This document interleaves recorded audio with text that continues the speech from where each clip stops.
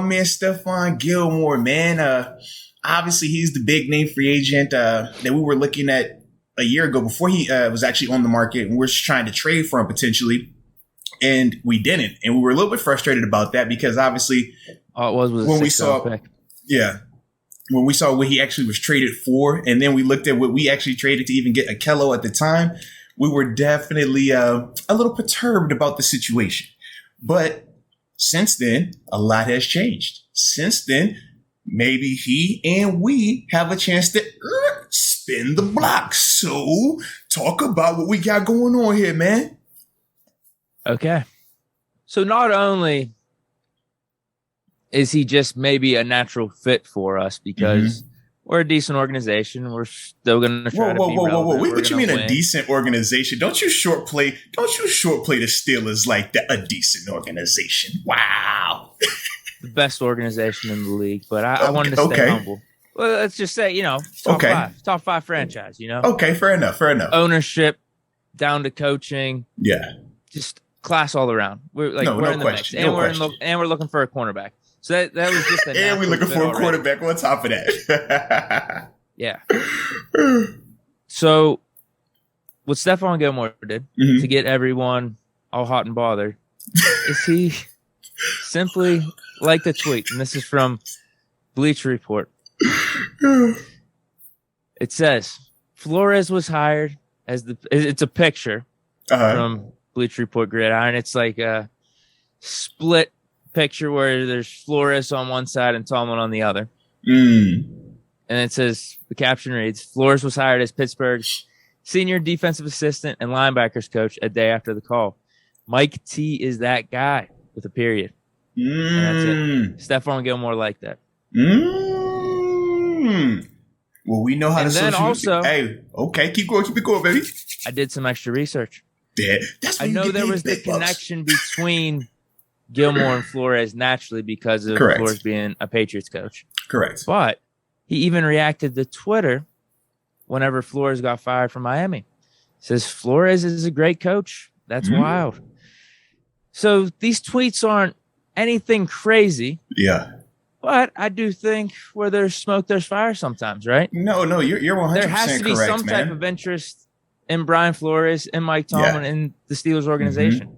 Yeah, and especially the reason, with us needing a cornerback too. And I was gonna say the reason I would agree with that also, man, is as players, you hardly ever have to go out of your way to, or you hardly ever want to go out of your way to associate with any type of like public negativity, right? Because we know when Brian Flores was fired and everything started to come out with, with his comments and stuff like that, he became a little bit under fire.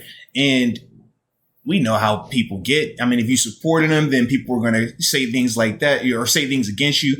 And obviously you had it both ways. But as players, typically you don't want to entertain that unless you're truly passionate, unless you truly feel it's necessary. So when you talk about him making the tweet that he made, that is valid. I do think that holds legs. But then when you talk about him even liking the Instagram post, now granted, it's not to the same level, but I still think that it does show a little bit of a pattern that at least, not for nothing, Gilmore does have an affinity for Brian Flores. Now, we don't know to the extent of it fully, but we know that we at least have a entry now, because prior to that, where was the natural connection between Stephon Gilmore and the Pittsburgh Steelers? There really wasn't, outside of maybe former players or teammates and things like that. But now when you have a guy like Brian Flores who's actually worked with him, like that's different. And you got to think, while they were together in New England, they did big winning.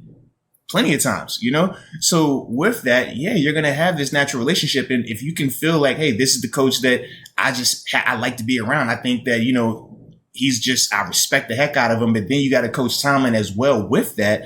Well, for Stephon Gilmore, who might be saying to himself, I didn't get to decide going to Carolina because it was obviously a trade. But now I get a little bit of a say-so here.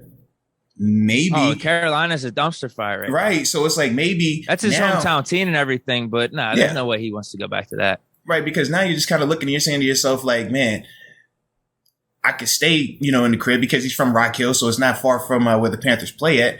But he could also be looking to say to himself, I want to go back and potentially compete for another Lombardi. And if he feels like, man, there's enough pieces already here, obviously we need one or two things, then maybe he's looking at that and saying, I could be a difference maker. I could be that guy to come in here. And if I'm paired with my guy, Brian Flores, if I'm paired with the Mike Tomlin, who I respect at a high level, and I know I'm going to come here and be the number one corner like I'm accustomed to being, well, then, yeah, it could very much, be a telltale sign. And that's the part for me where I'm just like, all right, okay. I like that right there, man. Bro, him and Akello, that could be different. That'll be filthy, Akello bro. keeps playing like he did last year, and we get Gilmore even at this stage of his career. I think he's still got a solid 2 or 3 years left. Oh, without a doubt. Being like a number one corner. And made a Pro Bowl last year in his 9 games in Carolina. And he's a legit man-to-man corner, too. Not a zone guy, he only plays cover 3. Like, no. This is one of those, you put him on that dog over there and don't worry about him the rest of the day. You know what I mean? Like, that's the type of vibe, or at least that's what it's been for a while with him now. So, yeah, man, I definitely would like that a lot because, I mean, he's a huge upgrade. I know for me, it's my former teammate. So, I got love for him. I can go up here and sell him to anybody just because I've seen his work ethic. I've seen his demeanor. I know he's a tough player mentally and physically. He handles adversity. He can handle criticism. He can handle being in the spotlight. Because that's another thing. When you're drafted where he was drafted at, in terms of being a top 5, top 10 pick, and you're coming into a situation like he did in Buffalo, it's like, man, that's not easy to deal with. But I've seen him overcome that. Then you go to New England, your interconference rival. But then you go there despite criticism, despite people talking about you, and then you go on and continue to play. And even in some parts, he felt that he exceeded his contract, which is crazy to think with how big it was. But he definitely did. Yeah. To get that defensive player of the year. Right, dude. Like, that's crazy. He got a depot. He was a big reason why they won a Super Bowl. Like, when you throw all of that in there, and he doesn't have this extensive injury history. He doesn't have really any off-field baggage. Like, to me, man, I love Gilly. Like, Gilly's a dude that, man, you want on your team because he's no nonsense. He's a leader. And like I said, man, he plays the game the way it's supposed to be played. And he's a film junkie. He watched that tape. He definitely watches that tape. So, man, when you talk about having a high-end pedigree guy like that, outside of TJ Watt, we don't have another depot on our defense right now. So, yeah, man. Back to the days of having that's what I'm saying, man. James Harrison. Absolutely. So, trust me, man. If it's up to me, I'm calling him right now. Bro, look, you need to be here. This is the spot for you. I don't care what anybody else talking about. This is the spot for you. Like, that's just my energy. Yeah, and the connection between the two tweets is obvious. Yeah, absolutely. Like, he clearly has that Flores a feeling. Fired, but then for the Steelers organization to pick up Flores, like that's gotta make Gilmore feel a certain way, and obviously it does with the like tweet, but that's small. I'm sure though, like if he has the affinity for Brian Flores, and I think even me, I have no connection to Flores at all. I just know he was a really good coach down in Miami. To see that he was fired, I was like, this is bullshit. But for him to be absolutely, man, actually in the locker room with Flores, see that happen, and then to get picked up by the Steelers a couple weeks later, and this is all while Flores is suing the NFL. And there's a little bit of a chaos to the situation. To see the Steelers do that, I think he's got to be looking at the Steelers like, man, I respect this shit, No, absolutely, man. Absolutely. And that's what I'm saying. Like, just knowing his temperament, knowing, a little bit of, in terms of that part of it, man, like, I could see why he could have interest, like legitimate interest, because we also know that even though, he played well last year at the end of the season, because obviously he was on the PUP list the first half of the year.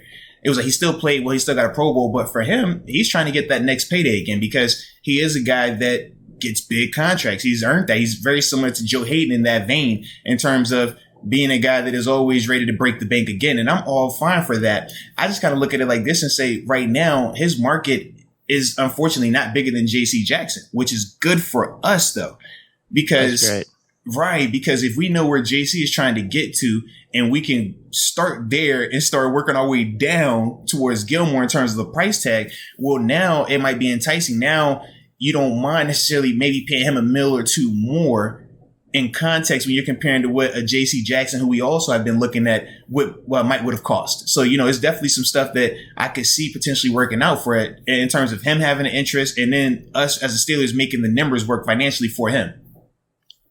So you want to see what they have market value wise? Yeah. This is on Spot Rack. They got it estimated at $14.1 million. A 2-year deal. Yep. $28 million. Okay. That's a little higher than I would have thought. But think about this. At the same time, man. It makes sense when you consider he probably was underpaid in his last contract. Yeah. And they compared it to 4 other corners around the same age who got, similar multi-year deals. So Darius Slay at 29. Now, Gilmore's 31, though. Correct. Slay at 29, got 3 years, $50 million, so 16 per. Yeah. But Slay never had a depot either, though. Yeah. Oh, yeah. Well, and that's even more. That's the difference, more. Yeah. So Stephon Gilmore at 14 actually seems like a better value there. So Joe Hayden at 30 when we signed him. This was a 2-year deal for 22, 11 apiece. Logan Ryan at 29, 3 years, $31 million, $10 million apiece. He did get a check. Those are the comparable cornerbacks. Well, what I would say is this, though. I don't mind.